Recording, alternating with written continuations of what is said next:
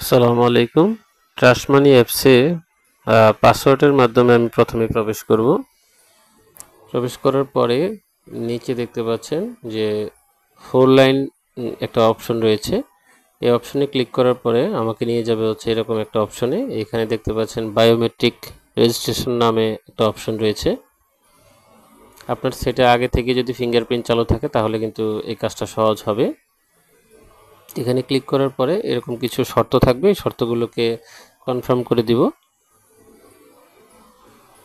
Confirm হয়ে গেলে তারপরে দেখতে পাচ্ছেন এখানে 4টা অপশন রয়েছে।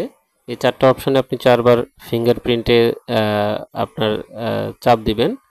নর্মালি আগে যেহেতু সেটআপ আছে সেটাতে চাপ দিবেন। তারপরে হচ্ছে নিচে দেখতে পাচ্ছেন পাসওয়ার্ডটা চাচ্ছে আপনার এখানে। তো আপনার যেই পাসওয়ার্ডটা রয়েছে সেই পাসওয়ার্ডটা এখানে দিয়ে দিবেন। এবারে আপনি আনেবল বায়োমেট্রিক লগইনে ক্লিক করে আপনি এখানে ইয়েস লিখে অ্যাপসে প্রবেশ করতে পারবেন।